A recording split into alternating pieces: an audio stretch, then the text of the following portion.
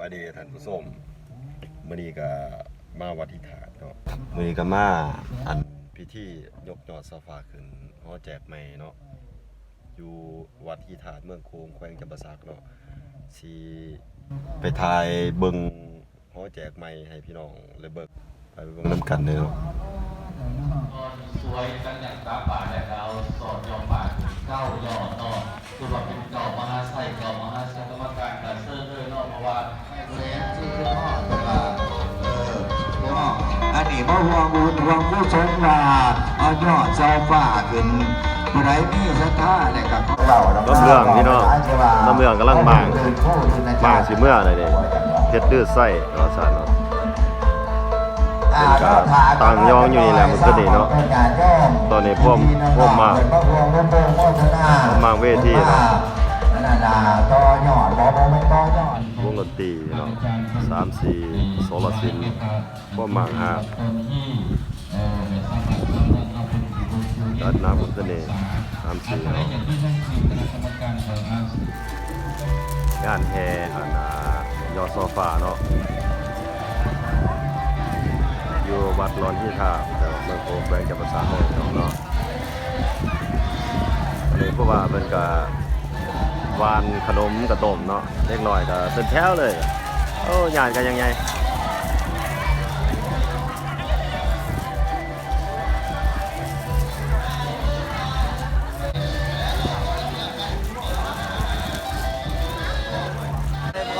ส่วนพี่น้องย้อนชอบฝากอาจารย์จอดเลยอาจารย์จอดโอ้ยโอ้โหแล้วที่เราชอบป่าเนาะ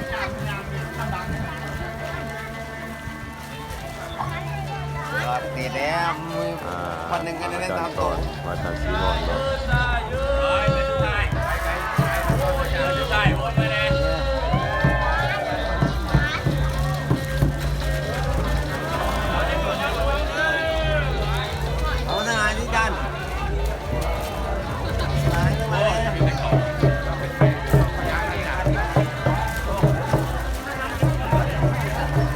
ยอดเนาะไปแล้วดูเนาะยอดเนาะซ้ำยอดโอ้แล้วนะหมอลำเนาะแต่ไงนะเขา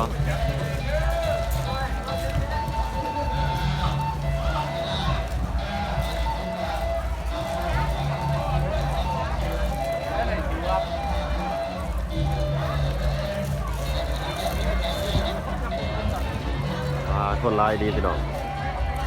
เต็มบัตรเลย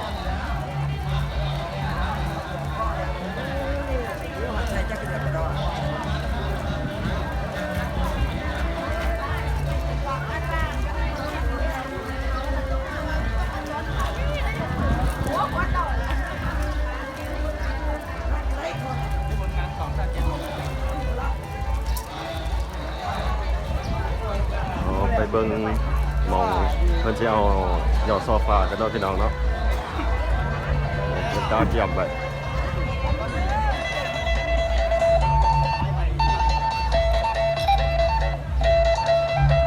นี่เนาะเพื่อนสีเอาขึ้นหลังหัวแจกเนาะ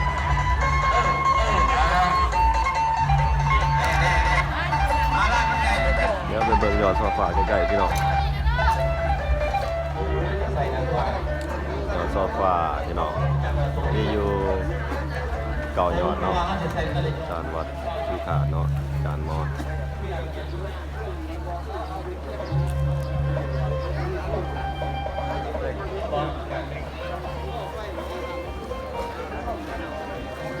น้อยอดพี่น้องน้อยอดไปแล้วยอดที่1ลงมาแล้วก็ยอดที่2พี่น้องแจกเอาทำการเดินทุกคนที่หน้ามาเอา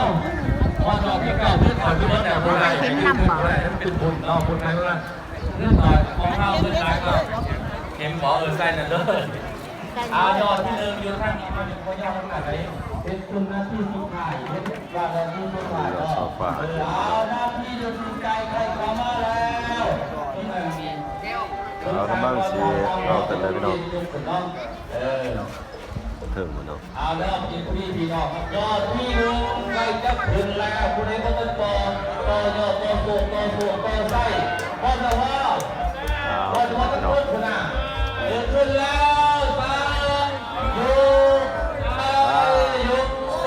เนี่ยเอาไปที่มาต้นซ้อมมาจากต้นซ้อมมาดูกันมาดูทาง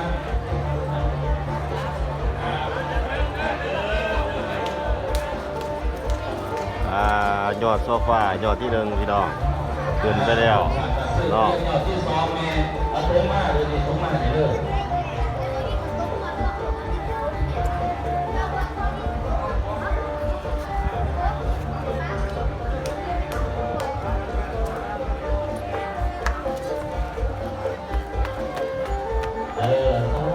ตัวน้อยจะเป็นโยมเป็นข้ามนี่ยอดที่หนึ่ง2,000แก้วนอกแก้วที่ใครคนบนขอบเพื่อก็จะถึงบนสวรรค์วันฟ้าเป็นสักทีปีญาติที่บนเทวดาเอาบัวนั่งกันยนเอาบัวนั่งกันบัวทุกคนเนาะพวกเขาบุญแก่บ้านบ้านข้าวบ้านบัวทุกคนยอดที่สองยอดที่สองเนาะใช่เลยครับยังมีน้ำเลยดีมาถึงน้ำเงินดีมาต่อยอดพี่น้องต่อยอด ต่อยอดดีนะมาถึงมี3ดอกซ่าด้วยมี3โถงเดินสำหรับยอดที่2นี่เพิ่งกำลังเพเนาะมาเอาคุณเราต่อยอดรับการคูณหน่อยของก้อยลอยมาเจ้ามาทุกคนเนาะเราไปเรื่อยทุกคนเลยนะเล่นน้ำกันเพิ่มทุกคนยอดที่2อาจจะมาผิดแน่มันห่างกันแน่ยอดที่2ยอดที่2โถงยอดที่2ไอ้ดอกเขากำลังถือเนาะ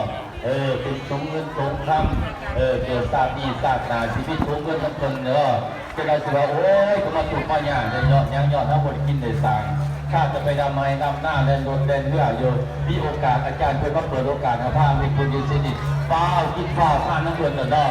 ก็คุณสงเงินสงคำน้ำเงินคนมาให้เนี่ยคนทำน้ำเงินนี่นี่ครูบาอาจารย์เป็นมาตรงข้ามเอาท่านหน่อยก็ในไลฟ์ท่านไลฟ์พอยิงขึ้นไปคนกินเป็นท่านอธิษฐานนี่เด้ออธิษฐานเนี่ยถึงสวรรค์สัตว์ผ่ามีผู้มีบารมีทางกันเนี่ยคนได้ติดตื้อตรงกันอยู่ ยอดโซฟายอดที่2พี่น้อง พวกยังทางกันเนี่ยเนาะมุดตะผีพลังกรรมการพิจิตรเกลือง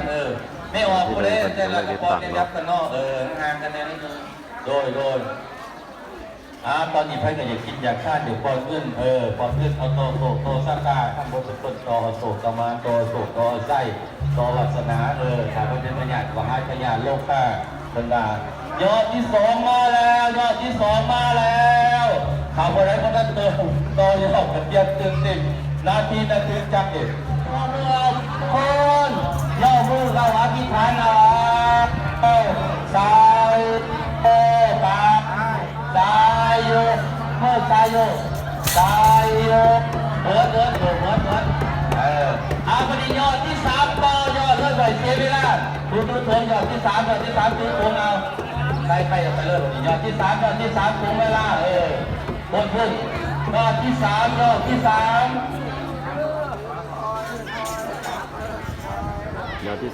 พี่น้องมีไง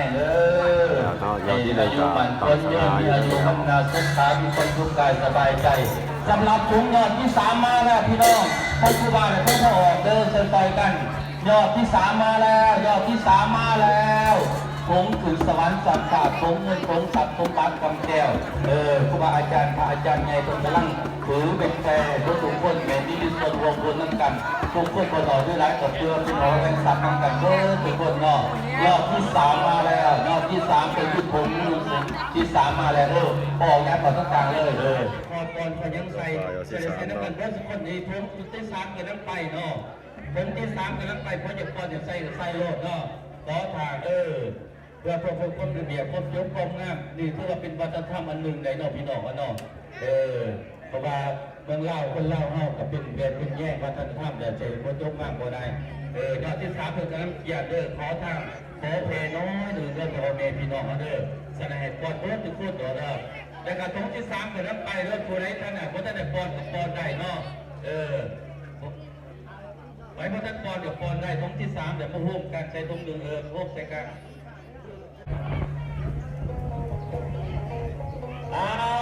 ยอสามคือที่3ขึ้นแล้วดึงได้บินแล้วเตรียมสาธุขอเงินคำเชื่อของลูกหลานในครั้งนี้ขอมีแรงให้ตั้งใจเนาะเกิดชาติศาสนาขอมีองค์เงินองค์คำมีบารมีอันสูงสุดเนาะสาธุ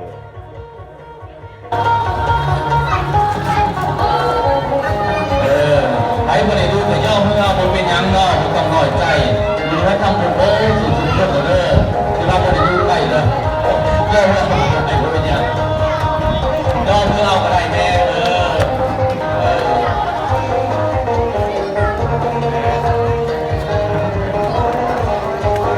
เอาเดี๋ยวพี่น้องยอดที่3เนาะเบิ่งยอดที่4มาเลยตรงที่4พี่น้องยอดโซฟายอดที่4เนาะ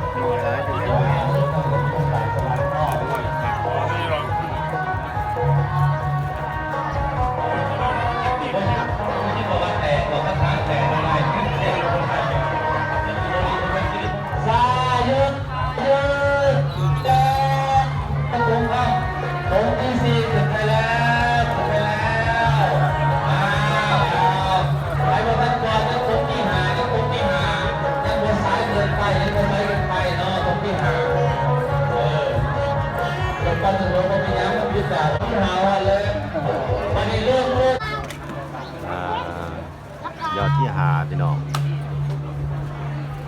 ยอดโซฟายอดที่5เนาะกำลังเสียวขึ้นเนาะติดตามกันไปจนหอดยอดที่เก่าแล้วพี่น้อง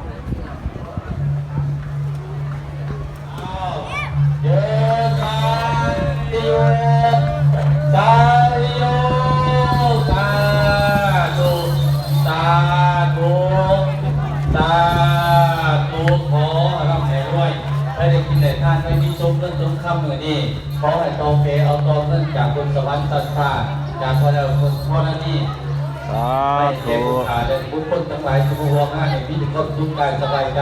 มีแต่ความสุขคนเจริญทุกคนเนาะ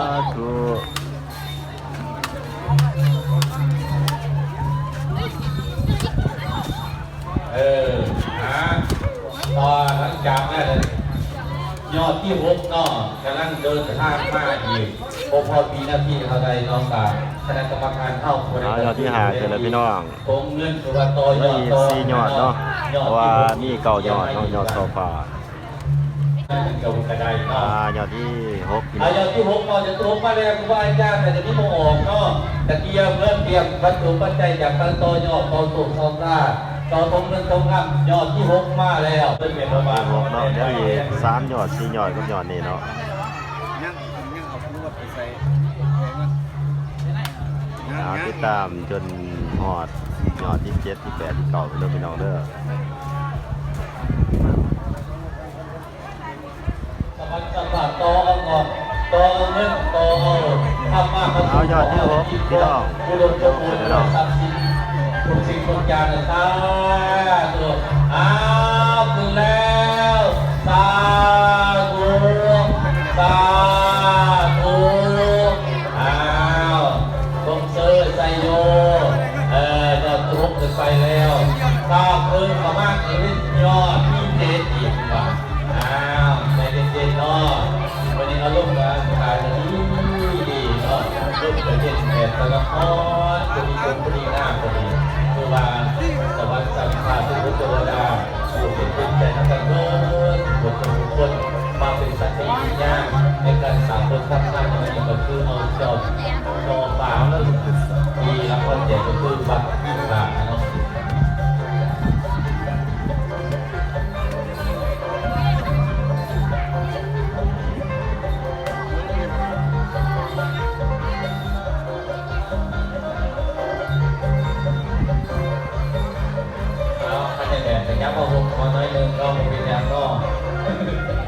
ว่าคนไหนนำหน้ายิงคนดีคนไหนยังอยู่ได้นะ เป็นไปได้ยอดที่6พี่ แก้ น้อง ไปเลย ยอดที่7ยอดที่7พี่น้องยอดที่7เนาะเยี่ยม ตรงที่เย็นเป็นต้นรวมพวกนั่นมีสายตรงนี้ครับ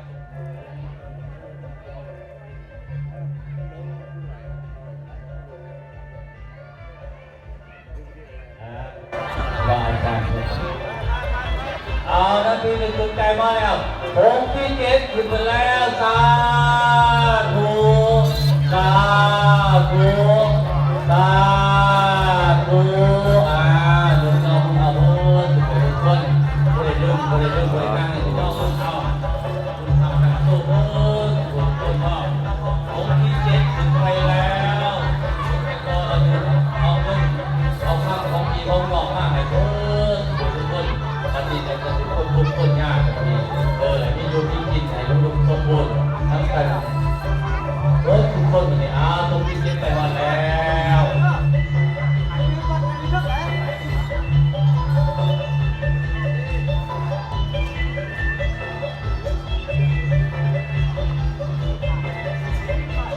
ต่อไปเป็นโถงที่8ก็มอแล้วโถงเงินโถงที่8ไปอีกแล้ว ยอดที่8เนาะพี่น้องเตรียมเอาเกินอีกเนาะ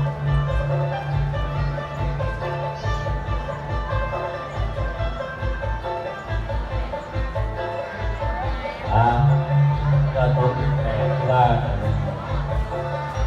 ตั้งแต่เขาได้ออกไปเทนอกเวลากำลังการห้องตอนนี้กำลังมาเวลากองมีการเวลาเหยียบปกครองก็ตอนนี้รอ พี่น้องกำลังสิขึ้นแล้วเด้อ อาคืนสายโย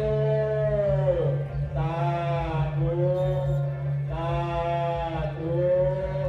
สาธุเวลาเดินมันเป็นสายยาวๆจะดึงแง่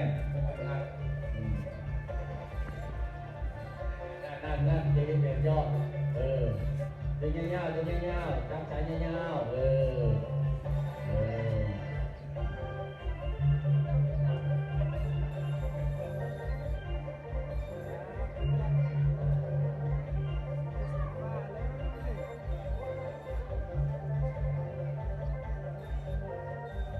วันนี้เวลานาที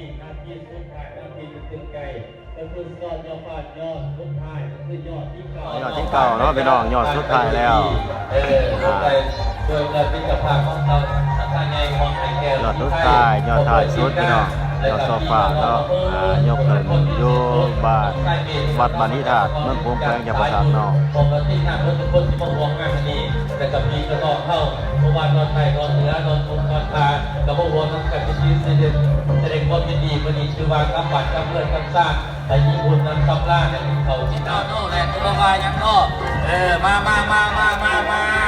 ไอ้ตัวไก่ไก่อยู่ที่นี่เพื่อนทุกคนกับอาจารย์เนี่ยไอ้ทอดแล้ว